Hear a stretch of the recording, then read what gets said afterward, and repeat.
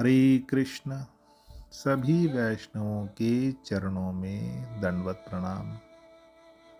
प्रश्न है, नवदा भक्ति के आचार्य जो भागवत के अनुसार हैं, वैसे ही भगवान राम की लीला में नवदा भक्ति के आचार्य कौन है? नवदा भक्ति दो युगों में दो लोगों द्वारा कही गई। सतयुग में प्रहलाद महाराज ने पिता हिरण्यकशिपु से कहा था, फिर त्रेता युग में श्री राम ने मां शबरी से कहा था। प्रहलाद जी द्वारा कही गई नवदा भक्ति श्रीमद् भागवत महापुराण के 7वें स्कंद के 5वें अध्याय में है। हिरण्यकशिपु पुत्र प्रेम में विभोर होकर प्रसन्न मुख प्रहलाद को अपनी गोद में बैठाकर पूछता है। हिरण्यकशिपु ने कहा, बेटा प्रहलाद, इतने दिनों में तुमने गुरु जी से जो शिक्षा प्राप्त की है, उनमें से कोई अच्छी सी बात हमें सुनाओ। श्री प्रहलाद उवाचा, श्रवणम कीर्तनम विष्णुः स्मरणम पाद सेवनम अर्चनम वंदनम दास्यम सख्यमात्म निवेदनम इति पुंसार्पिता विष्णु भक्तिष्वेचन व लक्षणा क्रियेत भगवत याध्वा तन्मये अधीत मुत्तमम। तब प्रहलाद जी ने कहा, पिताश्री, विष्णु भगवान की भक्ति में 9 भेद है। भगवान के गुण लीला आदि का श्रवण, कीर्तन, रूप नाम आदि का स्मरण, उनके चरणों की सेवा, पाद सेवन, पूजा, अर्चन, वंदन, दास्य, सख्य और आत्मनिवेदन। यदि भगवान के प्रति समर्पण के भाव से यह 9 प्रकार की भक्ति की जाए तो मैं उसी को उत्तम अध्ययन समझता हूँ। दूसरी नवदा भक्ति अरण्य कांड में मां शबरी और श्री राम के संवाद की चर्चा है। वहां आता है, कंद मूल फल सुरस अति दिए राम कहूँ आनी, प्रेम सहित प्रभु खाए बार बार बखानी। उन्होंने अत्यंत रसीले और स्वादिष्ट कंदमूल और फल लाकर श्री राम जी को दिए। प्रभु ने बार बार प्रशंसा करके उन्हें प्रेम सहित पाया। पानी जोरी आगे भई ठाड़ी, प्रभु बिलो की प्रति अति बाढ़ी, के ही विधि स्तुति करु तुम्हारी, अधम जाति में जड़मति भारी। फिर वे हाथ जोड़कर आगे खड़ी हो गई।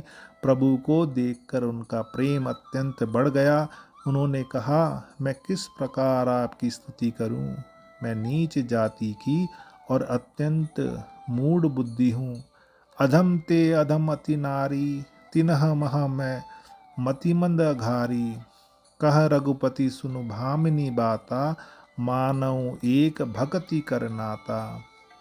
जो अधम से भी अधम है, स्त्रियां उनमें भी अत्यंत अधम है, और उनमें भी हे पाप नाशन मैं मंद बुद्धि हूँ। श्री रघुनाथ जी ने कहा, हे भामिनी, मेरी बात सुन, मैं तो केवल एक भक्ति का ही संबंध मानता हूँ। जाति पाति कुल धर्म बढ़ाई, धन बल परिजन गुण चतुराई। भक्तिहीन नर सोई कैसा, बिनु जल बारिद देखू जैसा। जाति पाति कुल धर्म बढ़ाई, धन बल कुटुंब गुण और चतुरता, इन सब के होने पर भी भक्ति से रहित मनुष्य कैसा लगता है, जैसे जलहीन बादल दिखाई पड़ता है। इसके बाद प्रभु श्री राम मां शबरी को नवदा भक्ति का ज्ञान देते हैं। नवदा भक्ति भग कहूँ तो ही पाई, सावधान सुन धुर मन माही। प्रथम भक्ति संतह कर संगा, दूसरी रति मतमम कथा प्रसंगा। मैं तुझसे अब अपनी नवदा भक्ति कहता हूँ, तू सावधान होकर सुन और मन में धारण कर। पहली भक्ति है संतों का सत्संग, दूसरी है मेरे कथा प्रसंग में प्रेम, गुरुपद पंकज सेवा, तीसरी भक्ति अमान, चौथी भक्ति मम गुण गन करई कपट तजिगान। तीसरी भक्ति है अभिमान रहित होकर गुरु के चरण कमलों की सेवा, और चौथी भक्ति यह है कि कपट छोड़कर मेरे गुण समूहों का गान करें। मंत्र जाप मम दृढ़ विश्वासा, पंचम भजन सो वेद प्रकाशा, छठ दम शील बिरति बहु कर्मा, निरत निरंतर सज्जन धर्मा। मेरे मंत्र का जाप और मुझ में दृढ़ विश्वास, यह पांचवी भक्ति है जो वेदों में प्रसिद्ध है। छठी भक्ति है इंद्रियों का निग्रह, शील, अच्छा स्वभाव और चरित्र, बहुत कार्यों से वैराग्य और निरंतर संत पुरुषों के धर्म आचरण में लगे रहना। सातवां सम्मोही मैं जग देखा, मोते संत अधिक कर लेखा, आठवां जाथा लाभ संतोषा, से अपने नाहि देखी पर दोषा। सातवीं भक्ति है जगत भर को संभाव से मुझ में ओत प्रोत देखना और संतों को मुझसे बेअधिक करके मानना। आठवीं भक्ति है जो कुछ मिल जाए उसी में संतोष करना और स्वप्न में भी पराये दोषों को ना देखना। नवम सरल सब सन छल ही ना, मम भरोस ही हर्ष न दीना, नवमहु एकहु जिनके होई, नारी पुरुष सचराचर कोई। नवी भक्ति है सरलता और सबके साथ कपट रहित बर्ताव करना, हृदय में मेरा विश्वास रखना और किसी भी अवस्था में हर्ष और दैन्य विषाद का ना होना।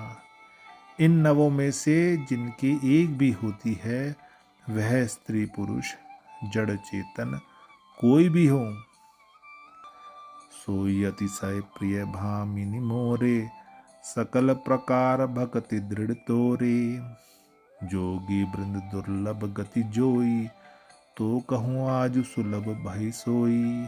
हे भामिनी, मुझे वही अत्यंत प्रिय है, फिर तुझ में तो सभी प्रकार की भक्ति दृढ़ है, अतएव जो गति योगियों को भी दुर्लभ है वही आज तेरे लिए सुलभ हो गई है। नवदा भक्ति के आचार्यों के बारे में रूप गोस्वामी कहते हैं, श्री विष्णु श्रवणे परीक्षितः भवद व्ययासाकी कीर्तनः, प्रह्लादः समरणे तद अघ्र भजने, लक्ष्मी पृथु पूजने, अक्रूरस्य टवी अभिवंदने, कपि पतिर्दास्ये था सख्य अर्जुनः, सर्वस्वात्मा निवेदन, बलिर्भूत कृष्ण पतिर एशाम परम। परीक्षित महाराज ने श्रवण मास से उत्तम गति पाई और सुखदेव गोस्वामी ने मंत्र जाप से प्रभु को पाया। प्रहलाद महाराज ने भगवान का स्मरण करके प्रभु की प्राप्ति की। भाग्य की देवी लक्ष्मी जी ने भगवान के चरण कमलों की पूजा करके पूर्णता प्राप्त की। पृथु महाराज ने भगवान की मूर्ति की पूजा करके मोक्ष प्राप्त किया। अक्रूर ने प्रार्थना करके, हनुमान ने सेवा करके और अर्जुन ने भगवान से मित्रता स्थापित करके, बलि महाराज ने भगवान की सेवा में सब कुछ अर्पित करके भगवान को प्राप्त किया। इन सभी महान भक्तों ने एक विशेष प्रक्रिया के अनुसार भगवान की सेवा की, लेकिन उनमें से प्रत्येक ने भगवान को प्राप्त किया और भगवान के घर लौटने के योग्य बन गए। श्रवण के आचार्य महाराज परीक्षित हैं, जिन्होंने अपने जीवन के अंतिम 7 दिनों में सुखदेव गोस्वामी से लगातार श्रीमद् भागवत का श्रवण किया और प्रभु को प्राप्त किया। रामायण में श्रवण के आचार्य हैं श्री हनुमान जी। जब प्रभु श्री राम साकेत धाम लौट रहे थे तो उन्हें हनुमान जी को अपने साथ चलने के लिए कहा, परंतु हनुमान जी ने प्रभु के साथ जाने से मना कर दिया, क्योंकि साकेत धाम में राम कथा नहीं होती, वहाँ तो स्वयं प्रभु श्री राम ही होते हैं। परंतु हनुमान जी भगवान राम की कथा सुनना चाहते थे, इसीलिए वो इसी जगत में रह गए। कीर्तन के आचार्य सुखदेव गोस्वामी हैं, जिन्होंने महाराज परीक्षित को भगवान की कथा सुनाई। और श्री रामायण में कीर्तन के आचार्य हैं वाल्मीकि जी, जो पहले रत्नाकर डाकू थे, परंतु नारद जी की कृपा से वो प्रभु श्री राम के अनन्य भक्त हुए। श्री राम राम के जाप से ही उन्होंने भगवान श्री राम को प्राप्त किया और रामायण जैसे महाकाव्य की रचना की। समरण के आचार्य प्रहलाद महाराज हैं, जो अपने पिता हिरण्यकशिपु की सभी यातनाओं के बाद भी भगवान कृष्ण को नहीं भूले। और श्री रामायण में समरण के आचार्य हैं लवकुश, जिन्होंने अपने गुरुदेव वाल्मीकि जी से रामायण सुनने के बाद, राम कथा सुनने के बाद उसका स्मरण किया और उसका गान किया। पाद सेवन लक्ष्मी देवी पाद सेवन की आचार्य हैं, जो हमेशा भगवान के चरण कमलों की सेवा में लगी रहती हैं। वहीं रामायण में पाद सेवन के आचार्य हैं भरत महाराज, जिनका ध्यान केवल अपने प्रभु श्री राम के चरणों की सेवा में है। अयोध्या जैसा विशाल राज्य भी उन्होंने तिनके के समान त्याग दिया और प्रभु श्री राम के पादुकाओं को सर पे रखकर अयोध्या लौटे और उन्हें राज सिंहासन पर रखकर अपने आप को प्रभु का दास समझकर राज कार्य संभाला। अर्चन के आचार्य महाराज पृथु हैं, जिन्होंने अपनी सारी संपत्ति का उपयोग भगवान को शुद्ध भक्ति में अर्पित करने के लिए किया था। और रामायण में अर्चनम की आचार्य हैं शबरी माता, जिन्होंने अपने गुरु मतंग ऋषि के वचनों पर विश्वास कर रोज प्रभु की सेवा के लिए अपने आप को अर्पित किया।